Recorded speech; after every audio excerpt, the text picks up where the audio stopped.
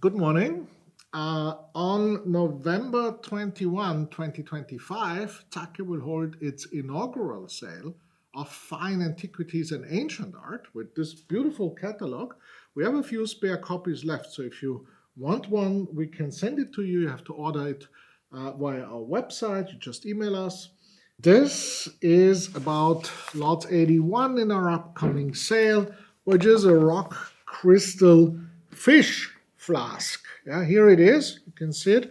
It has a nice stand fitted for it, but I will take it off the stand now. So the way this was worn as a pendant here like this, with a cord around it, of course, looked much nicer on a woman, but here you go. Here is two small holes pierced for suspension. It likely had a stopper here, and there was some liquid inside. Yeah, you can see it. Rock crystal by the Romans believed that it stems from ice, essentially. Therefore, it was mostly basins and flasks and miniature pendant flasks were used to carry cold liquids only. They were reserved for that, and it was extremely valuable. Back in the day, of course, mining was not where it is today, so those pure crystals were very hard to source and to mine. And apparently it's been recorded that a woman, to get a basin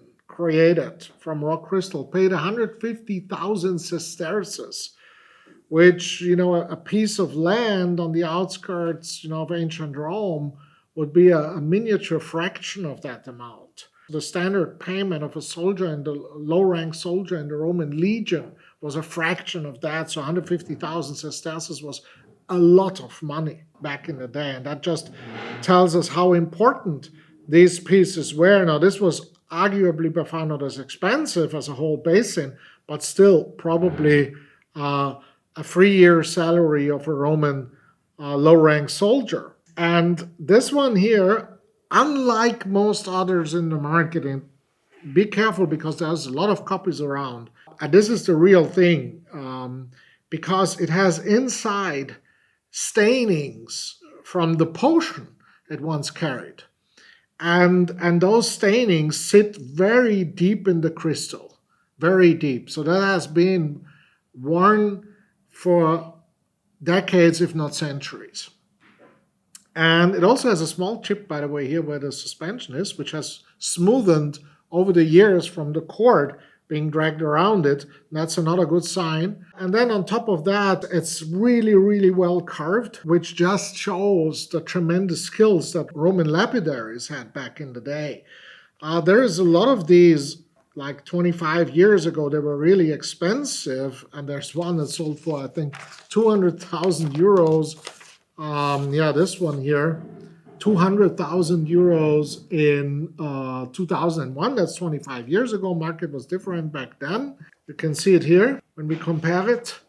It has 8 centimeters and ours has also 8. So they are the same size. And then recently, 2022, another one sold, which doesn't have the stainings, which some people think is better, but I personally prefer it when it's stained, because it adds to its authenticity. That one sold for 60,000 euros. Again, same size, 8.6 centimeters. Yeah, ours has very good provenance. It was actually with a London gentleman who bought it before 1970, so that goes way back. It then went through the family and ended up at timeline auctions where it sold for 10,000 pounds back in the day, which is roughly 20,000 euros today. And then from there, it went to Ariadne galleries. It was exhibited at Maastricht, and then went into an American collection.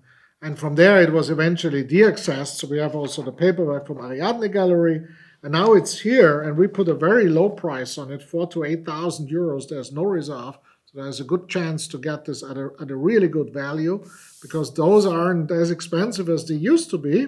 And it also has this nice stand fitted to it, where it sits really tightly. That is a real Maastricht stand, I have to say.